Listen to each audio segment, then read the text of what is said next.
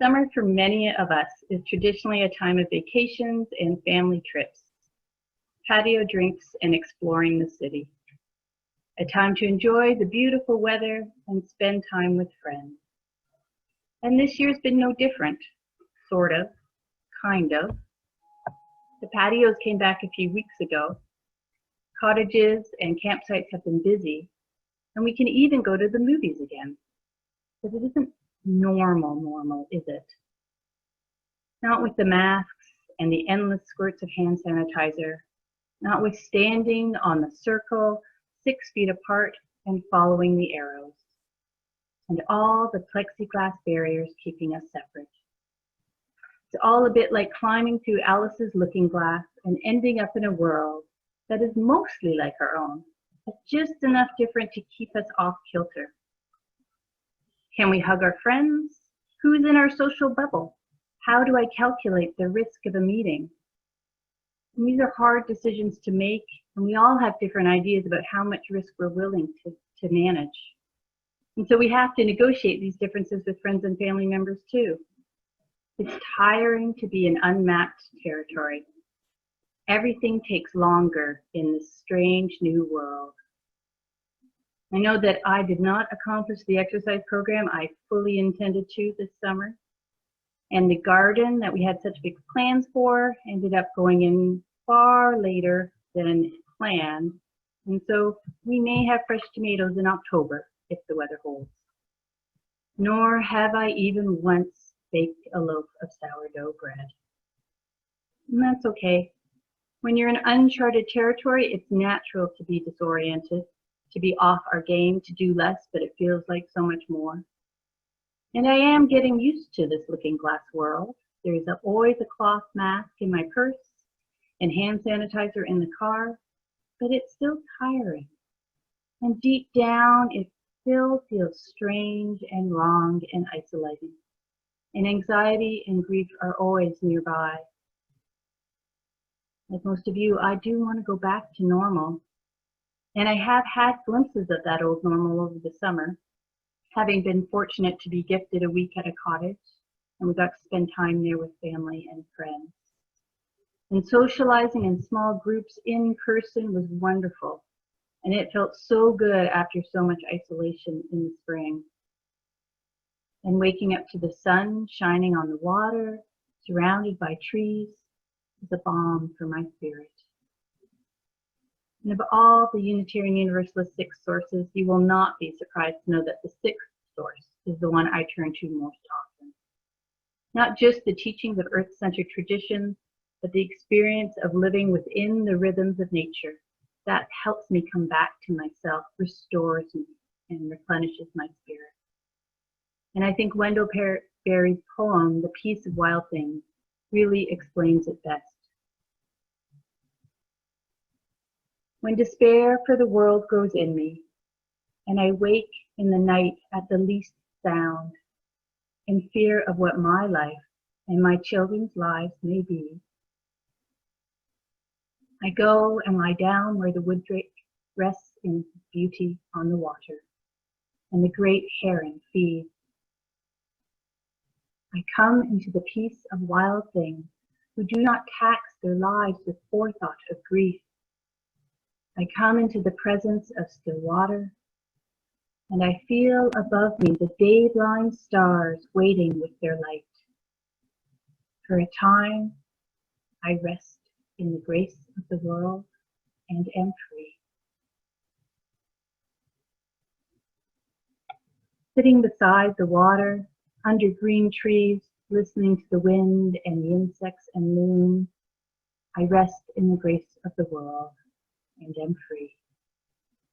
Life waits with its light. Life is still beautiful, still a gift, and still all around us, going on as it has throughout all time, hundreds of thousands of years on this planet. And I need to experience that ineffable connection with the living earth. A reminder that the looking glass world has shifted our social norms, but has not changed everything. The grace of the world is still there. And my hope for all of you is that you find a place or a time or experience which replenishes your spirit, bringing you peace or whatever it is that you need most right now.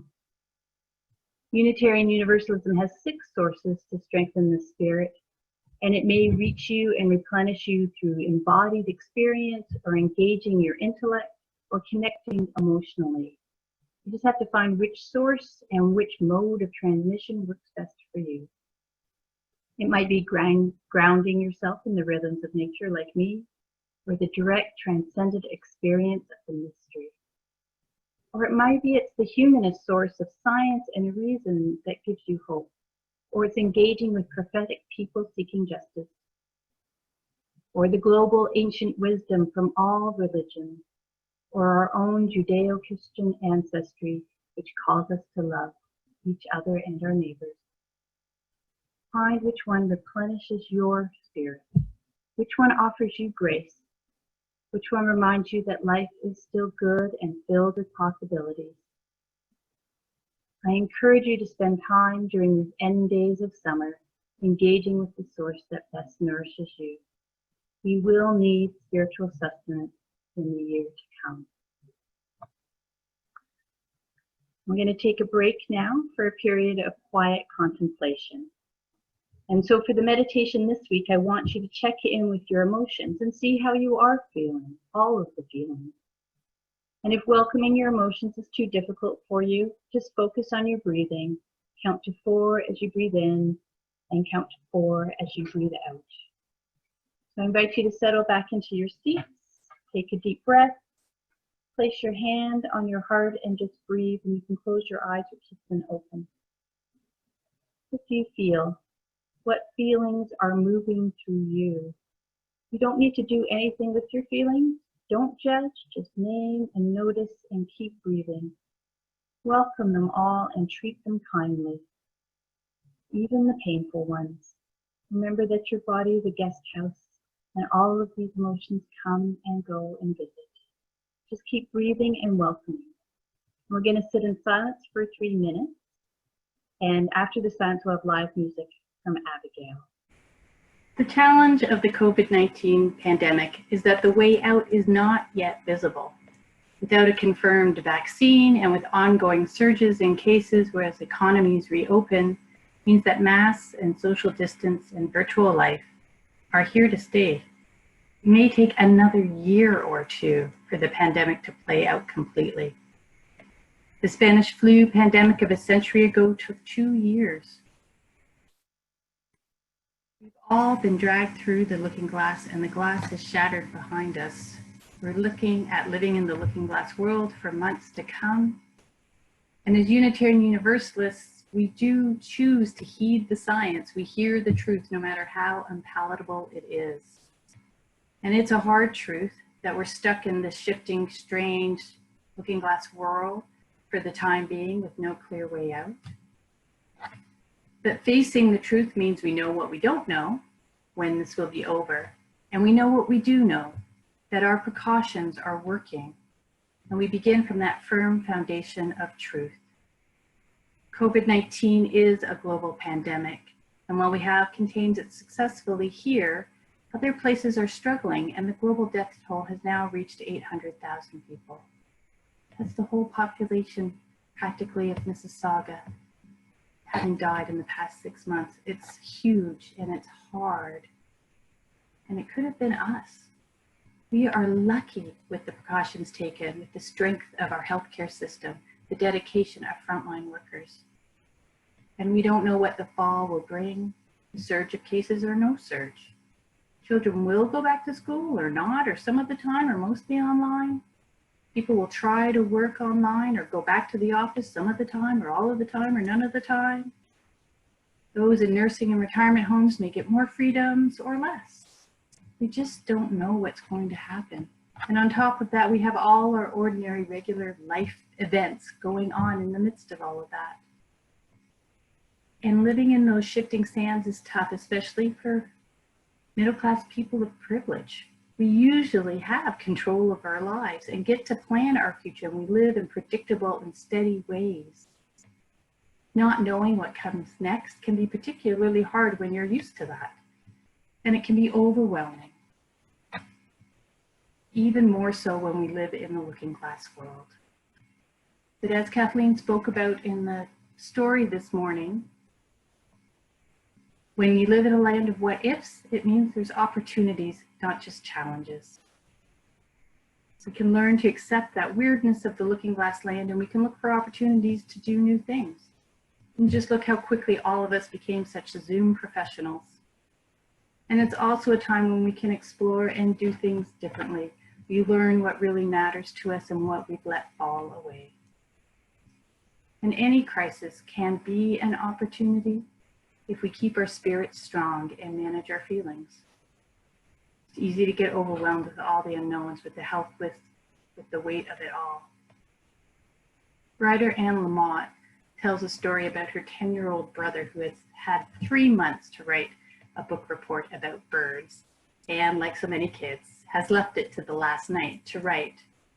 And her brother sits at the kitchen table, surrounded by papers and pencils and big unopened books about birds.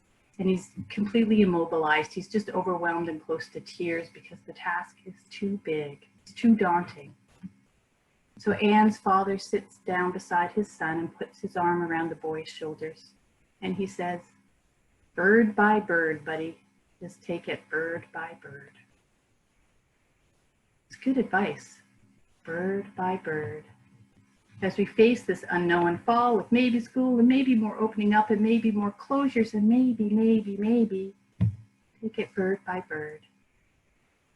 And know that we are taking it bird by bird together. Anne's brother wasn't alone in his struggle to finish his report. It was his work to do, but his family stayed with him as he did the work. And you are not alone. If you need help, reach out. If you're in despair, reach out. Talk to family and friends, reach out to one another here at UCM, reach out to me. And if you're mostly doing well, mostly adjusted to looking glass land, be generous and check in on friends and family and neighbors. Sometimes in the struggle, we're not able to do the reaching out, and we need someone to extend a helping hand to us. None of us know exactly what this fall will look like, but I'm pretty sure some of it will be good and some of it will be difficult. And as we keep our spirits strong and care for our feelings, we will face it together, and bird by bird, step by step, find our way through. So say we all.